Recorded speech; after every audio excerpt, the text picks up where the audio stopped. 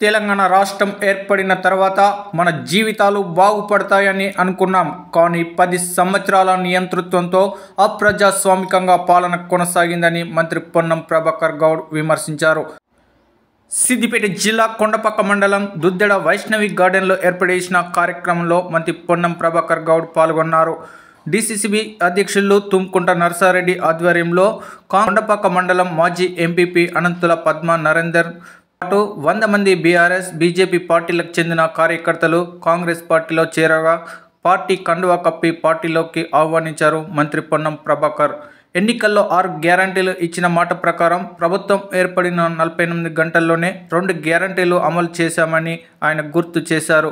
మహాలక్ష్మి పథకంతో మహిళలు ఇప్పటి వరకు ఉచితంగా 25 కోట్ల మంది ప్రయాణం చేశారని తెలిపారు. ఆరోగ్యశ్రీని 10 లక్షలకు పెంచామని, పేదలకు ఎంతగానో ఉపయోగపడే 500కే గ్యాస్ సిలిండర్, 200 యూనిట్ల ఉచిత విద్యుత్ను అమలు చేశామని తెలిపారు.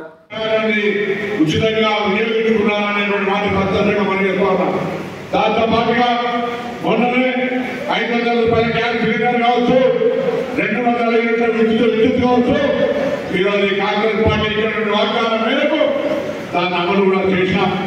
దాంతో పాటుగా రేపు 11వ తారీఖు నాడు నియోజకవర్గానికి ఇంకా చొప్పున ఇందిరామ్మ ఇళ్లను శాంక్షన్ చేయబోతా ఉన్నామని మాట్లాడుతున్నాం. ఇది మామూలు విషయం కాదు. ఎలా ప్రభుత్వం ఇచ్చినటువంటి వాగ్దానాన్ని తప్పకుండా నెరవేరుతూ ప్రజాస్వామికంగా ఏదైనా ప్రజల సమస్యలుంటే నేరుగా చెప్పుకునేటువంటి అవకాశాన్ని కలిగిస్తూ ఉన్నాం. అంతేకాదు కదా అధికార వ్యవస్థ కూడా మనమందరం తెలుసు. మీకు ప్రజాపాలన కింద రాష్ట్రంలో మనం ఇచ్చినటువంటి గ్యారెంటీలకు అనుగుణంగా ప్రజలు ఎదుర్కొన్న సమస్యల్ని అప్లికేషన్ రూపంలో ఎక్కడ కూడా చిన్న ఘర్షణ కానీ ఒక అప్లికేషన్ రూపాయి ఖర్చు లేకుండా 5 లక్షల అప్లికేషన్ తీసుకున్నాం. వాటన్నింటి యొక్క డాటా ఎంట్రీ అయితే రాబోయే కాలంలో తప్పకుండా ప్రభుత్వం వారి సమస్యలన్నీ కూడా పరిష్కరించే దిశగా తీసుకొని పోతా ఉంది. ఇప్పుడున్న పరిస్థితుల్లో అటు దేశంలో కావచ్చు, ఇటు రాష్ట్రంలో కావచ్చు, ఇవాళ కాంగ్రెస్ పార్టీ అధికారంలోకి ఇక్కడ రాష్ట్రంలో వచ్చింది. ఈ ప్రభుత్వాలు ఇచ్చిన వాగ్దానాలు నెరవేర్చాలన్నా, ప్రజాస్వామిక ప్రభుత్వం కొనసాగాలన్నా వాళ్ళు చెప్పినట్టుగా కమ్యూనిస్ట్ సర్కార్ రావాల్సింది. కేంద్రంలో కూడా మన పార్లమెంట్ సభ్యులు ప్రజలకు గెలవాల్సిన అవసరం ఉంది. ఈ రాష్ట్ర ప్రభుత్వం ఫెడరల్ సిస్టంలో ప్రజాస్వామిక పద్ధతుల్లో ప్రధానమంత్రిని కలిసి బరాబర్ తెలంగాణ రావాల్సిన హక్కు కోసం అడుగుతా ఉన్నాం. ఆ తెలంగాణ హక్కులు ఇవ్వడం తప్పకుండా ఈరోజు తెలంగాణ రాష్ట్రం కోసం ఉద్యమించిన తర్వాత తెలంగాణ రాష్ట్రం ఏర్పడితే మన జీవితాలందరి బాధపడతాయి అనుకుంటే 10 సంవత్సరాలుగా నియంత్రణతో అప్రజాస్వామికంగా ప్రజలకు ఇచ్చిన వాగ్దానాలను నెరవేర్చమని అడిగేటువంటి పరిస్థితి కూడా లేకుండా మొత్తంగా అప్రజాస్వామిక పరిపాలన కొనసాగింది. నియంత్రితంగా 10 సంవత్సరాలు అనుభవించిన తెలంగాణ ప్రజలు ఈ ప్రభుత్వాన్ని మార్చుకోవాలి, ప్రజాస్వామ్యాన్ని ఏర్పాటు చేసుకోవాలనే ఆలోచనతో తెలంగాణలో కాంగ్రెస్ ప్రభుత్వాన్ని గత 3 నెలల క్రితం డిసెంబర్ 3 నాడు జరిగిన ఫలితాల్లో కాంగ్రెస్ పార్టీని గెలిపించినారు. ఆ ఫలితాలు వచ్చి 7వ తారీఖు మంత్రివర్గ ప్రమాణ స్వీకారం జరుగుతున్న సమయంలోనే ప్రగతి భవన్ చుట్టూ ముళ్ళే గంటలు చెప్పి ప్రజాభవన్ మార్చి ఈరోజు అటు జ్యోతిబా పూలే పేరు మీద ప్రజాభవన్ కావచ్చు, డాక్టర్ బాబాసాహెబ్ అంబేద్కర్ సచివాలయం నుంచి ఎవరైనా వాళ్ళ సమస్యలు చెప్పుకునే విధంగా ప్రజాస్వామిక అవకాశాన్ని ఈ ప్రభుత్వం కలిగించింది. స్వేచ్ఛను ఈ ప్రభుత్వం కలిగించింది.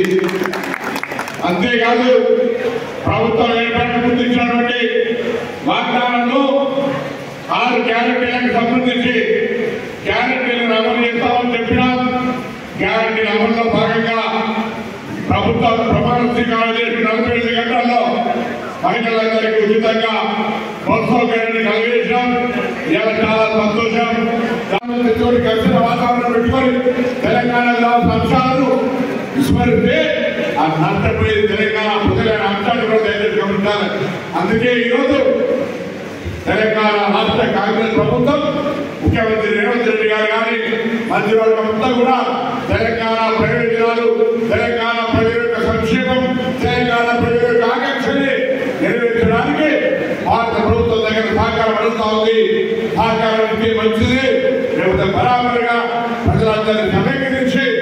బరాబరగా కొట్లాడతామని మాట సందర్భంగా చెప్తాను.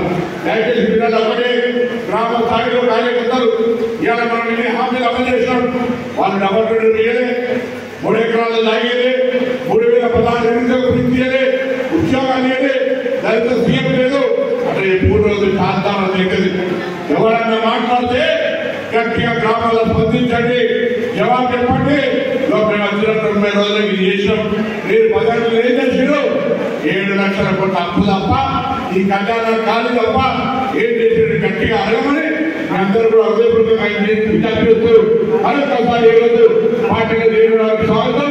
పార్టీ వాళ్ళందరూ కూడా మరింతగా బలోపేతంగా కాంగ్రెస్ పార్టీ కృషి చేసి రాబోయే కాలంలో ప్రభుత్వం చేసేటువంటి 40 లేదా ఇతరత్ర పదవుల్లో పొంది రాబోయే స్థానిక సంస్థలు కూడా కాంగ్రెస్ పార్టీ మీ యొక్క స్థానిక సంస్థలు గెలుపుకొని కూడా మమ్మల్ని వినియోగించాలని కూడా అందరికీ హృదయపూర్వకంగా నమస్కారాలు శుభాకాంక్షలు తెలుపుతూ కాంగ్రెస్ పార్టీ